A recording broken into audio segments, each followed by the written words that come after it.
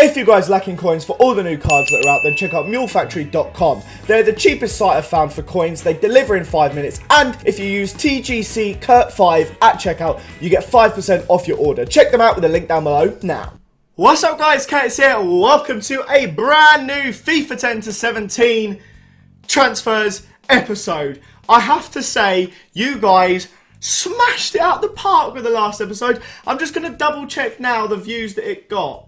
150k for a transfer video. Thank you guys so much. That of course means we're going to be doing some more. So smash the like button if you want me to keep doing this as often as possible. I do have to say there may be a few transfers that I miss. I'm currently recording this at 5:30 on Thursday. I'm away. I'm going abroad for someone's stag do and I'm leaving first thing Friday and I'm not back till Monday. So I will miss some. So apologies for that. But these are all the ones that have happened before I've gone. Smash that like button if you have enjoyed this episode as well, and let's get into it. We've got our first signing. This is one that could have been in the last episode. This was actually completed a little while ago, and that is Mahmoud Dahoud. He has gone from Borussia Mönchengladbach to Borussia Dortmund. What am I trying to say there? I got well confused. That is his card now. It'll probably have a similar sort of card. I'll stick it like up here, if I remember. FIFA 15, he was a CDM non-rare bronze. It wasn't really that exciting of a card. Following year, though, he had an insane season for Borussia Mönchengladbach, and everyone was talking about, was he going to go to Liverpool? Where's he going to go? He got a team of the season. I got quite red in the sun today. This could be quite bad. But yeah, team of the season, all this sort of stuff. He had a good one, and then this year he is that gold card that you can see on your screen right now. Should be interesting to see how he gets on at Borussia Dortmund. A few players are already leaving. Aubameyang's already gone, but it'll be exciting to see what happens. Next up, we have one of the most exciting transfers of the window. This one actually happened Monday, Tuesday. It was quite early on in the week. That is Bernardo Silva to Manchester City. He's got some fantastic cards. At the time you're recording, team of the season for him may have come out. It hasn't come out at the time of recording, but it may by the time you watch it. Fantastic signing in my opinion. He's only been on FIFA for 2 years. A lot of these players in today's episode are quite young.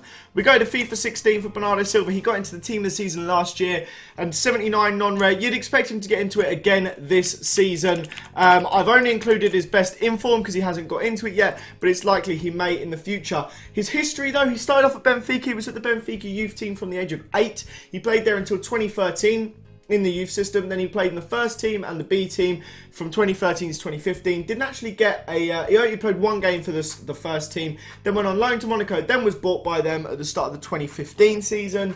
And then, obviously, he's at Manchester City now. And he should have a really exciting card. Let's go on to the next one. So this next one was announced by, at the time it's been announced by the outgoing club. It hasn't been announced by Manchester City yet, but apparently a £35 million deal, an absolutely humongous one, for Ederson from Benfica to Manchester City. So many young players in this episode, and he could be quite an exciting one. So we're going to go back to FIFA 16. That's his first one. Not that long ago. FIFA 16, last season's FIFA.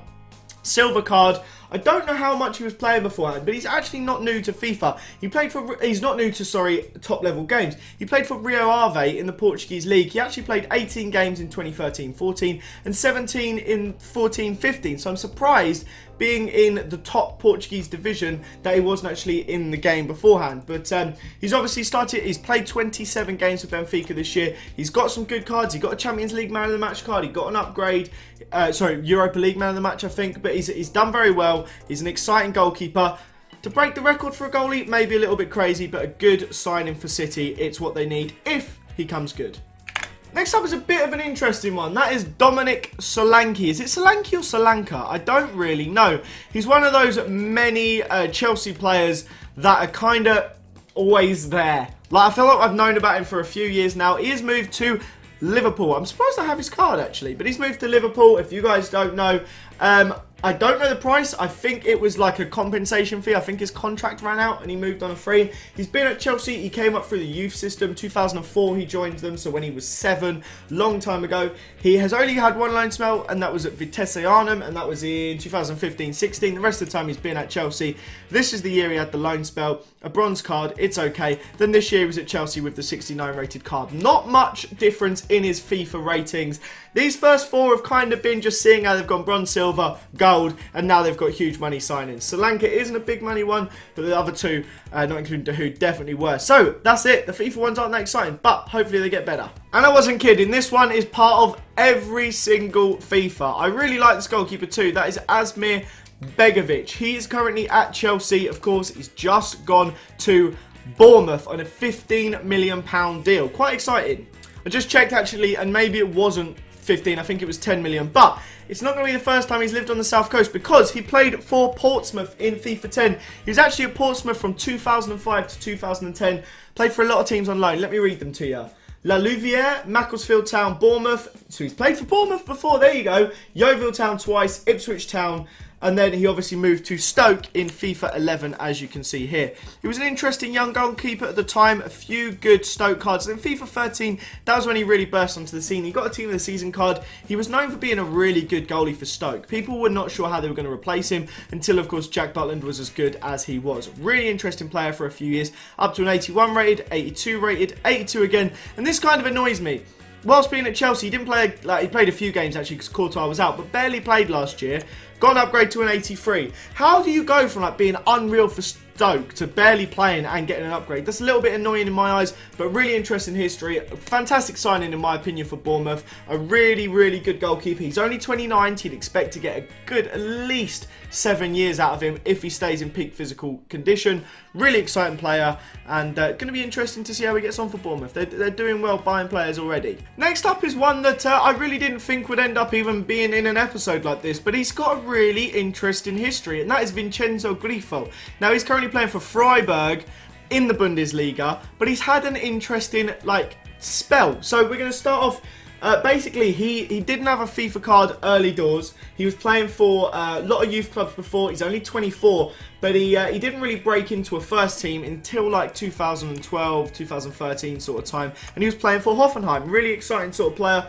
But he actually went on loan to Dynamo Dresden, and that was the same season as FIFA 14. He had a Dynamo Dresden card as well. Didn't want to put them both on. But after that, he was on loan at this club. That club is FSV Frankfurt. At the time, I think they're in the second Bundesliga. I think they're now in the third or maybe even fourth Bundesliga. They've gone downhill quite a lot. But after that, he was bought by Freiburg, and he had a fantastic season. I believe they got promoted last year. Let me check. They did. Not this season just gone, but the season before that, they won the second Bundesliga. He got promoted with them. And then this year, they finished 7th, so a respectable season.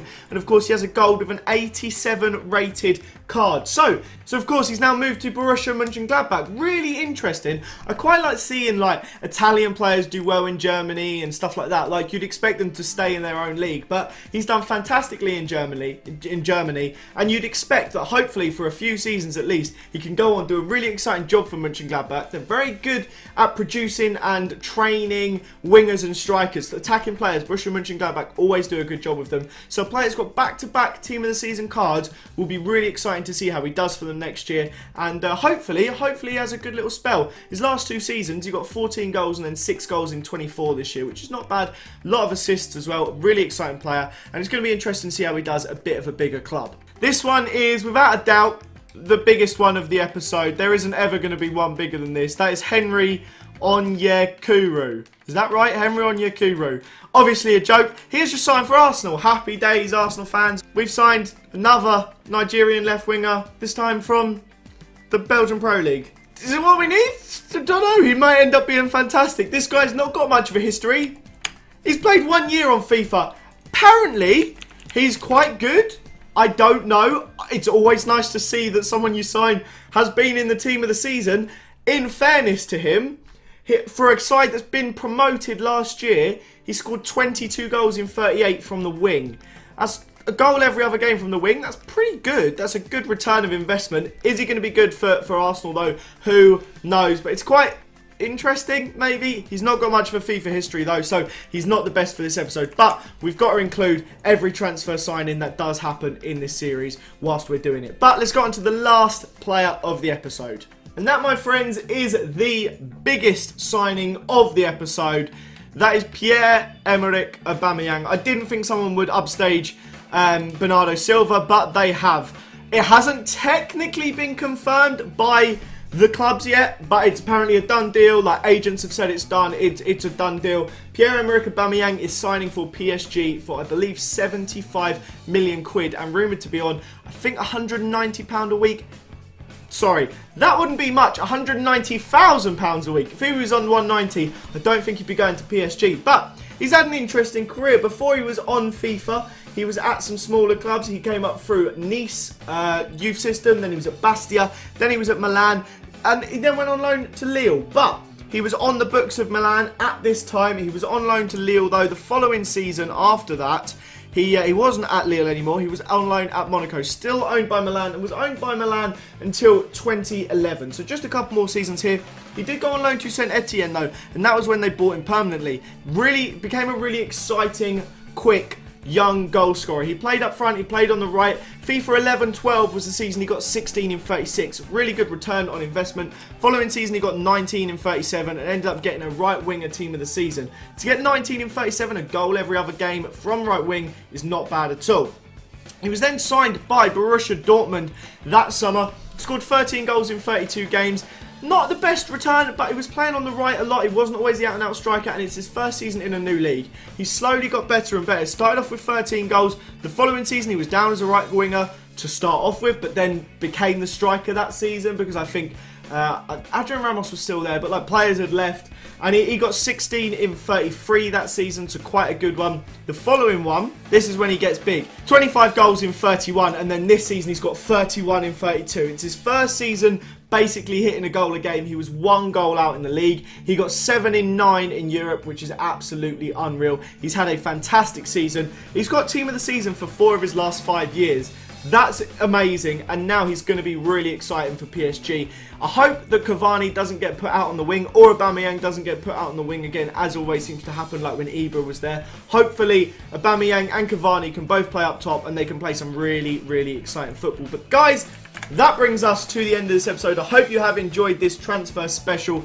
I am ridiculously hot, and having studio lights on and my windows closed right now, it is crazy. It's been a really warm day, and I've been sat out in the sun for the last 5 hours. So, like when your skin is just glowing, that feels like me right now. So, I'm going to go take a break. Hope you guys enjoyed this episode. Smash that like button if you did. Have a fantastic weekend. Hopefully the Champions League final is good tonight. Thank you for watching. Have a fantastic day, and I'll see you all next time. Bye-bye, guys.